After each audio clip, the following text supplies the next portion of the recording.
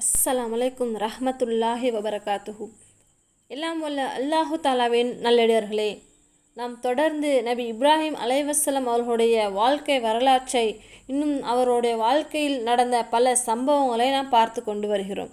அல்லாஹு ரப்புல் ஆலமீன் அதே போல தொடர்ந்து சூரா பக்ராவிலே 131வது வசனமாக அல்லாஹ் சொல்லி காட்டுகின்றார். நபி இப்ராஹிம் அலைவசல்லம் அவர்கள் அல்லாஹ்விற்கு கட்டுப்பட்டு விட்டு அல்லாஹ்விடம் பிரார்த்தனை செய்கிறாங்க.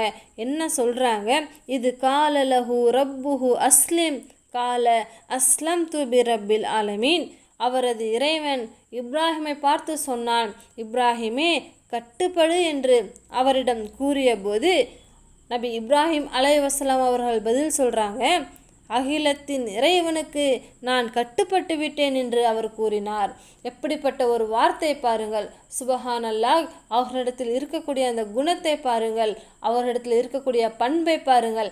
அதனால தான் அல்லாஹ் சொல்கிறான், நான் ஒரு மனிதரை நண்பனாக தேர்ந்தெடுக்க வேண்டும் என்று சொன்னால், நான் தேர்ந்தெடுத்துக்கிட்டேன்னு சொன்னால் அது இந்த இப்ராஹிம் தான். சுபஹானல்லாஹ். அல்லாஹ் ரப்புல் ஆலமீன் நபி இப்ராஹிம் அலைவசலாம் அவர்களை நண்பனாக தேர்ந்தெடுத்து கொண்டான். நண்பன் சொன்னால் அல்லாஹுக்கு நண்பன்றது அப்படி கிடையாது.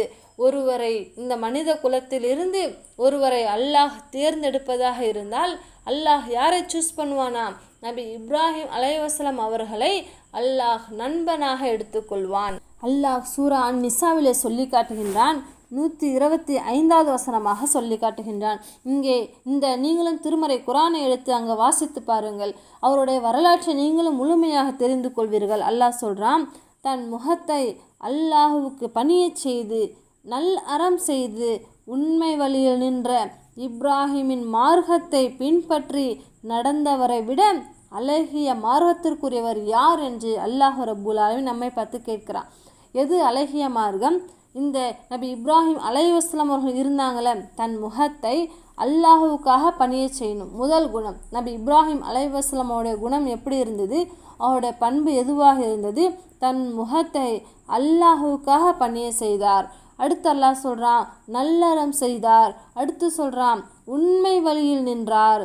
இந்த மூன்று குணமும் நபி இப்ராஹிம் அலைவசலம் இடத்துல ஒரு உயர்ந்த குணமாக இருக்குது. அப்போ அல்லாஹ் இது மூணையும் சொல்லி காட்டிட்டு சொல்கிறான், இந்த 3 குணம் இருக்குல்ல, இந்த இப்ராஹிம் மார்க்கத்தை பின்பற்றி நடந்தவரை விட அழகிய மார்க்கத்திற்குரியவர் யார்? இந்த இப்ராஹிம்னுடைய மார்க்கத்தில் யார் இருக்கிறாரோ அவர்தான் அழகிய மார்க்கத்தில் இருக்கிறார். இதை சொல்லிட்டு அல்லாஹ் அடுத்து சொல்கிறான் பாருங்க, அல்லாஹ் இப்ராஹிமை உற்ற தோழனாக்கி கொண்டான். அப்போது அல்லாஹ் இந்த மனித குலத்தில் எத்தனையோ பேரை, எத்தனையோ நபிமார்கள், எத்தனையோ சிறந்தவர்கள், எத்தனையோ சோதனைகளுக்கு உள்ளாக்கப்பட்ட பல நபிமார்களை அல்லாஹ் அனுப்பி இருந்தும் கூட அல்லாஹ் இந்த நபி இப்ராஹிம் அலைவசலம் அவர்களை பார்த்து தான் சொல்கிறான், நான் இப்ராஹிமை உற்ற தோழனாக ஆக்கி கொண்டேன். அப்படின்னா அப்படிப்பட்ட ஒரு சிறப்பு, அப்படிப்பட்ட ஒரு கண்ணியத்தை அல்லாஹ் இந்த இப்ராஹிம் நபிக்கு கொடுக்கிறான். அவருடைய மார்க்கத்தை நாம் பின்பற்றி நடக்கக்கூடியவங்களாக இருக்கணும். அதற்கு காரணம் என்ன? அல்லாஹ் உற்ற தோழனாக ஆக்கி கொண்டான்ல, அதற்கு முக்கியமான காரணம் எதுவென்று சொன்னால் நபி இப்ராஹிம் அலைவசலம் அவர்களிடத்தில் இருக்கக்கூடிய அந்த கட்டுப்படுதல் தான். அல்லாஹ் எந்த ஒரு விஷயத்தை சொன்னாலும் அவர் அப்படியே கட்டுப்படக்கூடியவராக இருந்தார். அவருடைய குணத்தை அல்லாஹ் எப்படி சூப்பராக சொல்லி காட்டுறான்னு பாருங்க. சூரா இது காலலஹு ரப்புஹு அஸ்லிம்.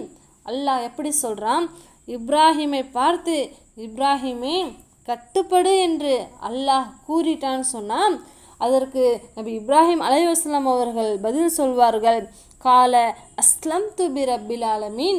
அகிலத்தின் இறைவனுக்கு நான் கட்டுப்பட்டு விட்டேன் என்று அவர் கூறிவிடுவார்.